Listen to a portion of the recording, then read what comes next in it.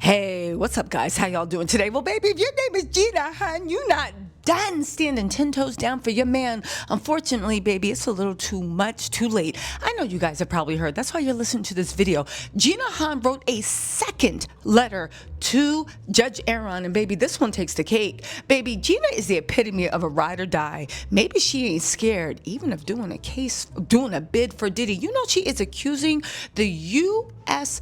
Attorney's Office of trying to force her and trick her into saying that she was a sex trafficking victim and to force her to say that all this stuff happened. Baby, these sound like, I don't know how the Southern District of New York is going to handle it, but I'm sure, isn't it illegal to accuse the government of basically trying to lie about a trial? Y'all, let's get into this because let me just say this. First of all, ain't nobody coming to hear you sing Otis. First of all, let's start with my opinion on Gina's whole statement. See, here's the thing, Gina. This isn't a dim-witted jury that you are dealing with. You are dealing with Judge Arun. Okay? So here's the thing. They're still trying to play this out in the social media. This don't got anything to do with social media anymore. This doesn't even have to do with convincing the jury. There is one man who was in that courtroom, unlike you, Gina, because as much as you say, oh my God, I would never shut. I noticed your ass didn't get up on the stand. I noticed that Sean Diddy Combs' team didn't call you up to testify. I noticed that everybody knew they should keep you at home until there was no way that what you're saying could be fact-checked or verified. I noticed that much, and it hasn't escaped my attention. But second of all, let's talk about the obvious point that's going on. There's also an issue with the fact of, Gina, do you not realize the game has changed? I know you are still trying to be on Who Wants to Be Sean Diddy Combs' loved one. But the game has changed. This is no longer about whether you were sex trafficking. This is no longer about whether he is a part of a RICO. This is not about, is this man abusive? Does he have an abusive history? If we were to let him out again, what are the odds that he will brutally abuse another woman? Because let me tell you something. Gina, you already testified to that. Not in a court of law, but definitely on Tasha K.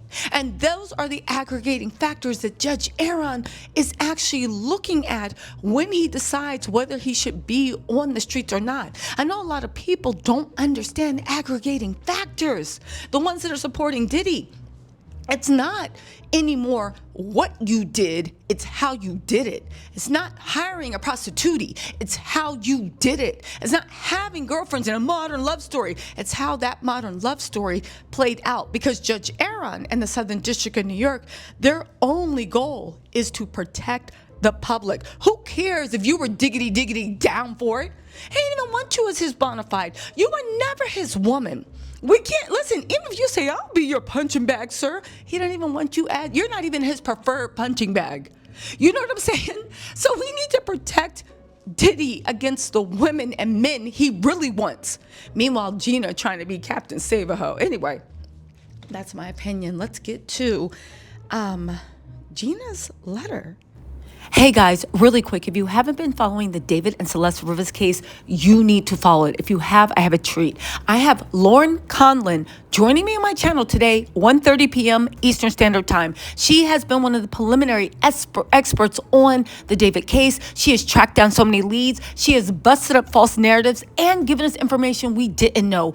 Join me live. We'll be taking questions. It's going to be lit, and we are going to figure out what exactly happened to Celeste. Anyway, you guys, let me know what you think in the comments. Well, no, let's get back to Gina and her dizzy self. Let's go. Because this one actually takes the cake.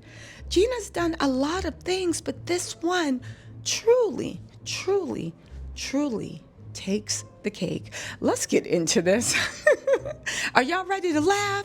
Put your hands together for the Gina Hun Insane Comedy Show. Yay! I'll say one thing. Diddy had a type, and that type is working out for him.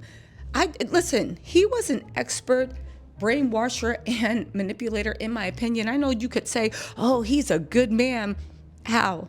I'm still waiting for anyone that did not have a financial link to him to come out and said that he did anything good for anybody's life.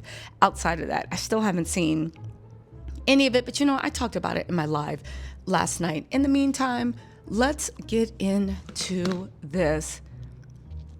Dear Judge Submarinian, she probably did it because she was like, Miami made a fool of herself. Baby, it's my time to shine. She said, I know you were sentencing Sean Combs on Friday, and I've been thinking a lot about it.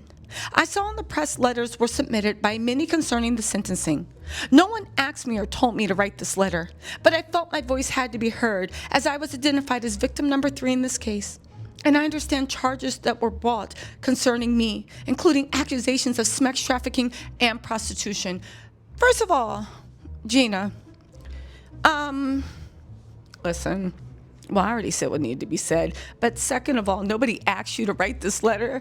Yo, she's still fighting for that position. Good luck. Good luck. I cooperated fully with prosecutors. I met with them 3 times, answered their questions, and gave them all the information and evidence I had, including pictures, videos, and text messages from my phone. During those meetings, I felt pressured to feel like a victim. Did you say, or do you now feel pressured? Shut up, Gina. I told them I was not, but they insisted that I was, even when I expressed my truth otherwise. I understand they concluded that I had been a sex trafficker involved in forced prostituting. I did not agree with that conclusion. I was not trafficked. I did not engage in prostituting with him or others. I don't think that you were a prostitute, or if you were, you weren't charging much because we saw those dirty carpets while you were dancing, doing a Britney Spears jig in the camera, trying to prove to Diddy that you were somebody's child worthy of respect. That would have been my testimony if I was called to the stand. I was subpoenaed and fully prepared to testify and answer all questions truthfully, but I was informed by my lawyer that I would not be called to take the stand. Again, Diddy's team is the one. Since you were such a bastion of truth and you could have saved him and you writing all these letters, I really honestly wanted to know, why didn't Diddy's team call you to the stand? See, everybody's looking at the prosecutors. I already see why the prosecutors didn't call you to the stand. No sense. God gave you, you don't have. Put that sentence together any which way you like. However, why didn't Diddy call you? Why didn't Diddy call you? Why? Because I believe they didn't want you cross-examined.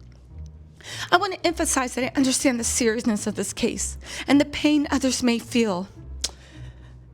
Gina, Judge Arun is sentencing him on aggravating factors, and that's him being violent. Judge Arun actually I believe he name-checked you, or at least victim number 3, saying that even if now she's saying she's not a victim, you did a whole interview where you told of the violence. The fact that Diddy's team, I think they know this, but they're trying to trick the public, even though this isn't the jury anymore. How are you going to taint Judge Arun? Baby, he is a man of the law and he has integrity. Now listen, I hope Judge Arun gives him a long sentence. Everything about this case has surprised me, so I don't even want to speak on how long, but you already know I'm praying for the maximum allowable by the law. Nobody says that man has to die in prison. Nobody is saying that. But he needs to be 100% accountable for his crimes. His victims need to be made to feel safe. And there needs to be a buffer for him truly to have any sort of regret. Anyway, get this. Again, this isn't about Diddy anymore. This is about what? This isn't about Diddy anymore. This is about the violence and who this man is to his core. I cannot speak for anyone but myself. In terms of sentencing, I kindly ask that you consider releasing him back to his family. I understand throughout the process he has been cooperative and respectful, including turning himself in. Throughout this was he respectful? What was he going to do? There was like 20 agents that descended on him like locusts. How was he? What? You want points now that you saw the police, you saw the feds, and you went in? You didn't even know you were going to be arrested. Anyway, throughout this process, he has never wanted to reach out to me or make me feel uncomfortable in any way. I believe he will continue. He hasn't reached out, but has his lawyers. Because how did these letters get in? Anyway. I believe he'll continue to be compliant with the court's conditions upon release. I understand that accountability is important, and I'm not writing this to dismiss the gravity of the charges, nor to criticize anyone. I write to express my perspective as a so-called victim. I write to express how I felt during the investigation and trial, and how I feel now waiting to hear the sentence. I felt compelled to share my own perspective honestly. I respectfully ask that you take my words into consideration when making your decision. Thank you for your time and allowing to be heard. All right, folks, so there you have it. Gina, a woman that says that she don't mind babies being kicked out. She don't mind being stomped. She don't mind, if you don't know what I'm talking about, go watch the Tasha K interview. She don't mind anything she said that happened to her in the Tasha K interview, and she still thinks that the person that did that to her is a good man. And let me just say, that is Gina's right to feel that way. It's her right.